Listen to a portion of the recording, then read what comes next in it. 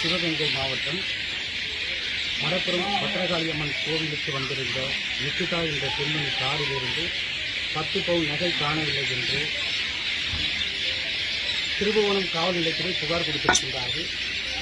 ஆகவே சந்தேகத்தின் பெயரில் பத்திரகாளியம்மன் கோவிலில் காவலாளியாக வேலை செய்திருந்த சகோதரர் அஜித்குமாரை சந்தேகத்தின் பெயரில் அவர்கள் விசாரணை என்ற பெயரில் அழைத்துச் சென்று அவரை கொடூரமான முறையில் தாக்கி துன்புறுத்தி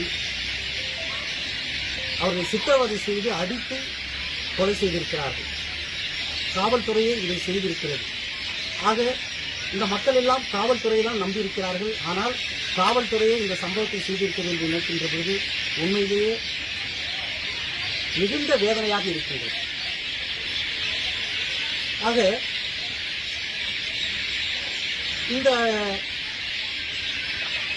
இந்த சம்பவம் தம்பி அஜித்குமாருடைய கொலை சம்பவம் ஆளுங்கட்சியை ஆட்டங்காண செய்திருக்கிறது.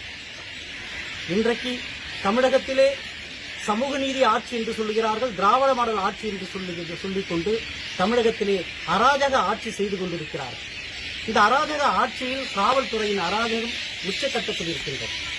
ஆகவே தம்பி அஜித்குமாருடைய கொலை வழக்கில் சம்மதமான அனைத்து அதிகாரிகள் மீதும் வழக்கு பதிவு செய்ய வேண்டும். அதே சமயத்தில் நிக்கிதா புகார் கொடுத்த நிக்கிதாவின் மீதும் வழக்கு பதிவு செய்ய வேண்டும்.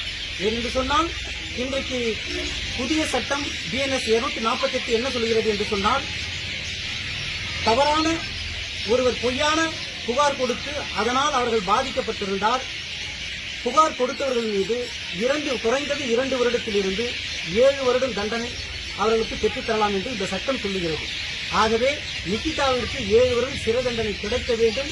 ஆகவே அவர்கள் மீது வழக்கு பதிவு செய்ய வேண்டும். நிக்கிதாவின் மீது வழக்கு பதிவு செய்ய வேண்டும். அதே சமயத்தில் தம்பி அஜித்குமாருடைய குடும்பத்திற்கு அரசு வேலை தருவதாக சொல்லியிருக்கிறார்கள். ஆனால் அவர்கள்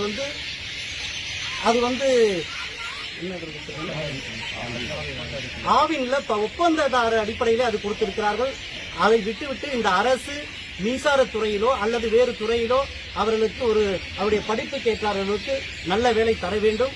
அதே சமயத்தில் அந்த அம்மாவிற்கு அந்த தாய்க்கு 1 கோடி ரூபாய் நிதி தர வேண்டும் என்று புரட்சி பாரத கட்சியின் சார்பாக நாங்கள் கோரிக்கை வைக்கிறோம்.